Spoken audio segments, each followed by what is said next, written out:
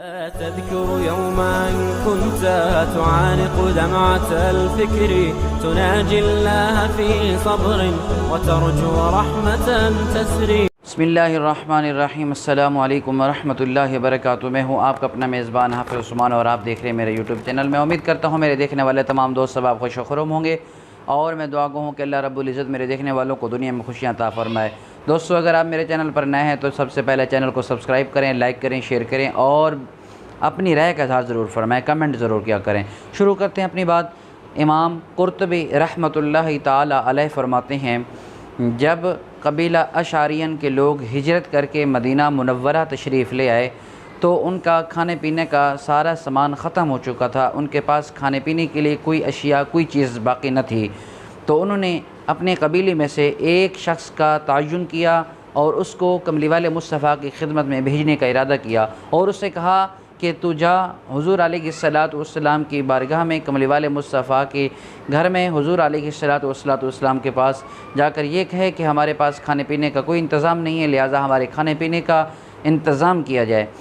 حضرت امام قرطبی رحمۃ اللہ تعالیٰ علیہ فرماتے ہیں کہ جب قبیلہ اشعریین کا وہ شخص کملی والے مصطفیٰ کے دروازے پر پہنچا تو اندر سے قرآن پاک کی تلاوت کی آواز آ رہی تھی. حضور علیہ الصلوۃ والسلام رب کا کلام تلاوت فرما رہے تھے اور آیت پڑھ رہے تھے وَمَا مِن دَابَّةٍ فِي الْأَرْضِ إِلَّا عَلَى اللَّهِ رِزْقُهَا. جب یہ آیات حضور علیہ الصلوۃ والسلام کی تلاوت کی ہوئی اس بندے نے سنی تو دل میں سوچا کہ یہ وہ آیات ہے جس آیات کے اندر اللہ رب العزت نے زمین پر تمام مخلوقات کی روزی اپنے ذمہ لے رکھی ہے.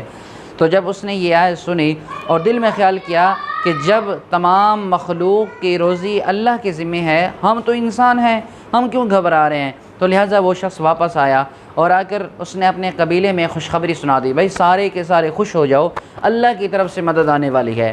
تو چنانچہ قبیلے والے لوگ وہ بڑے خوش ہو گئے کہ چونکہ یہ کملی والے مصطفیٰ کی خدمت میں گیا تھا اور اس نے جا کر اپنی عرض سنائی ہوگی، چنانچہ حضور علیہ الصلوۃ والسلام کی طرف سے کچھ نہ کچھ کھانا ہمارے لیے آ رہا ہوگا.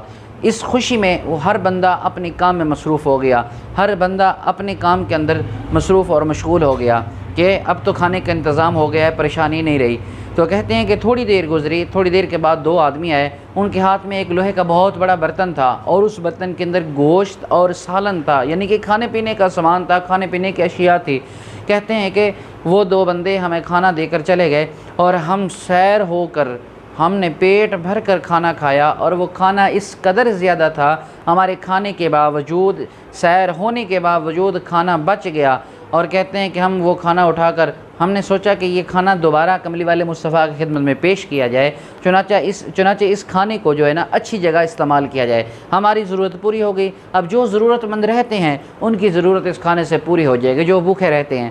ان قبیلے کے لوگوں نے وہ کھانا اٹھایا، کملی والے مصطفیٰ کی خدمت میں حاضر ہو گئے اور جا کر کہا کملی والے مصطفیٰ جو آپ نے کھانا بھیجا تھا وہ کھانا اس قدر زیادہ تھا کہ ہمارے سے وہ کھانا بچ گیا ہے، لہٰذا ہم نے سوچا کہ آپ کی خدمت میں کھانا پیش کیا جائے تاکہ آپ یہ کھانا ضرورت مندوں میں تقسیم کر دیں. حضور علیہ الصلوۃ والسلام نے فرمایا میں نے تو کوئی کھانا نہیں بھیجا. جب یہ بات ہو رہی تھی ابھی جو پہلا بندہ قبیلے والوں نے حضور کی طرف روانہ کیا تھا وہ بندہ بھی آ گیا اور اس نے آ کر کہا بھائی دیکھو آپ نے مجھے بھیجا تھا، لیکن جب میں کملی والے مصطفیٰ کے دروازے پر پہنچا، حضور علیہ الصلوۃ والسلام کے گھر پر پہنچا تو میں نے اندر سے قرآن کی تلاوت کی آواز سنی جس میں آیات پڑھی جا رہی تھی وَمَا مِن دَابَّةٍ فِي الْأَرْضِ إِلَّا عَلَى اللَّهِ رِزْقُهَا.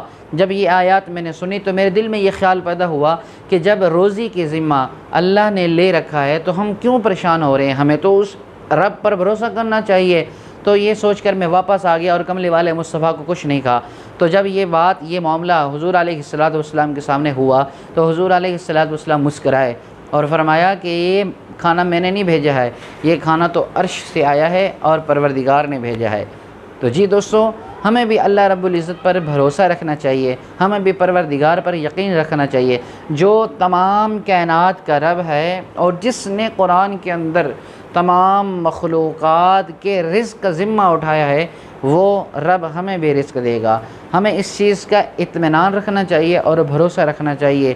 میں اسی بات کے ساتھ اختتام کرتا ہوں، دعا کرتا ہوں اللہ رب العزت مجھے اور آپ کو، ہم سب کو اللہ پر اعتماد اور اطمینان اور بھروسہ رکھنے کی توفیق عطا فرمائے۔ السلام علیکم ورحمۃ اللہ۔